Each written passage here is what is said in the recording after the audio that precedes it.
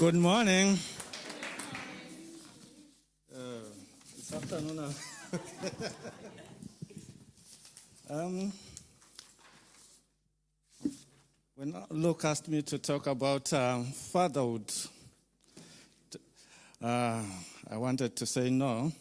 But then we just come up from series, Slaying Our Giants. So I think I said I'll take this opportunity.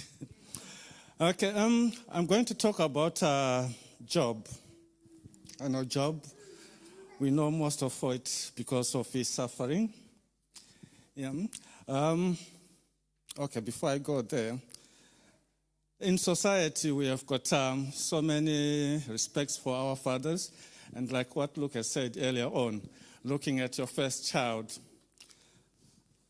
it's an honor to raise a child from being so young to someone who is able to live by his own or her own. So, like in our culture, when your first child is born, you lose your first name. So you are now being called by father of. So in my case, people will call me Makumbe, which means father of Kumbirai. So when we look at the book of Job, it starts with, in the land of Uz, there lived a man whose name was Job. This man was blameless and upright. He feared God and shunned evil. He had 7 sons and 3 daughters, and he owned 7,000 sheep, 3,000 camels, 500 yoke of oxen, and everything else. So we can see from the book, it starts by the character of Job. Then it went on to his children, and then his wealth. So I think that's the order that we should sort our life with. We start build our character first. Then we respect we have our children, love them, show them love, so that we don't lose sight of our family chasing material things. And also, Job was the overseer of the family. He oversees the spiritual well-being of his family. So as father, you are the head of the house. You are responsible for the welfare of the children. So I think you should be prayerful. And secondly, life happens to the upright. So it shows that Job, although he was righteous, things just happen to him. So it shows us that in all God's plan, whether you are righteous or not, something can happen to you. You are not immune to the trials and struggles of this world. And if we go on to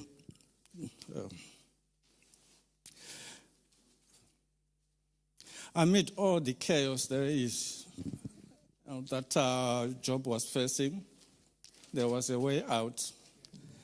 And we hear later on in the chapter where it said that Job, I put my notes are not in order.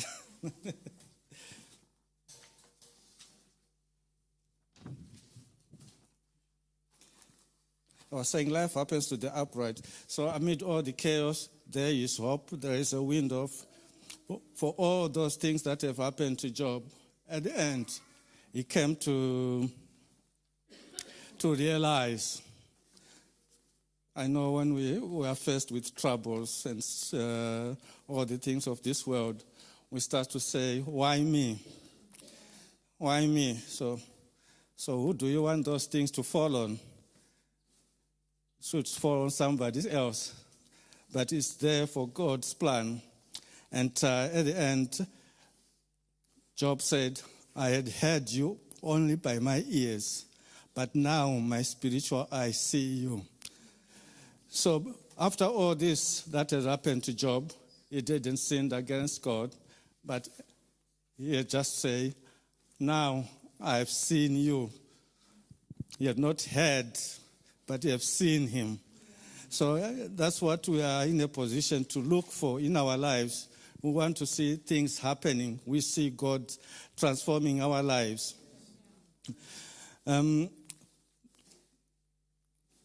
Also, Job was responsible for a big family.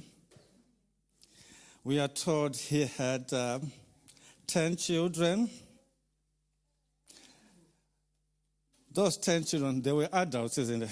They were adults, and I hope they were also families, because they were said they went to each other's houses and partied. So I think he had grandchildren as well, because all of this, they were adults, they were married. And he managed the dynamics of the family well. Because as big families, life happens to us a lot, and we fall on each other, and we fall out. But at the end, we come together as a family. And unlike nowadays, we need to look at this cancel culture. When somebody does something wrong, we just write him off or her off, and we don't have anything to do with that person.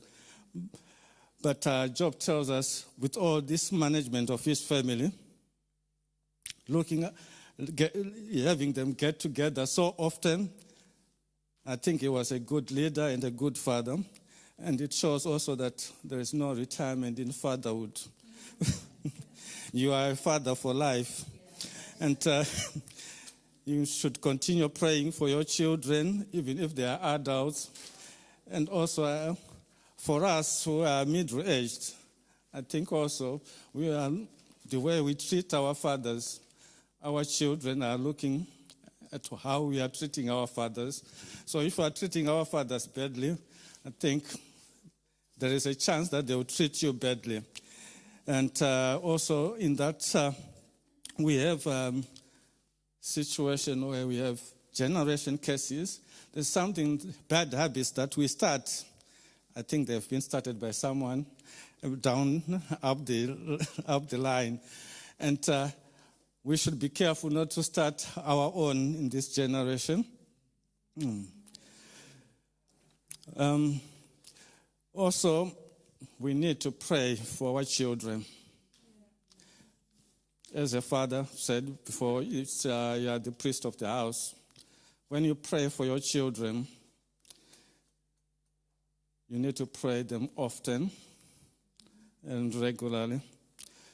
I know people, those who do gardening or farming, whatever it is, when you have plants, if you don't water them, they'll either die or they'll wilt and they won't bear fruit. So you should be constantly praying for your children, especially at that time where we have teenagers where they're rebellious. So I think if you continue to pray with them, to pray for them, and at the time of when they sin, they are covered by your prayers. Also, when you pray, you just don't pray a generic prayer for all the children. You have to pray for each specific prayer for a specific child. Because every child is unique. They've got their own strengths and weaknesses, and they face different struggles and temptations. So you need to pray for them individually. When, on verse 5, when a period of feasting had run its course, Job would make arrangements for them to be purified. Early in the morning, he would sacrifice a burnt offering for each of them, thinking perhaps my children have sinned and cursed God in their hearts. This was Job's regular custom. So this should be our regular custom as fathers. Also, when we pray the individual prayer, pray it regularly, as often as possible. And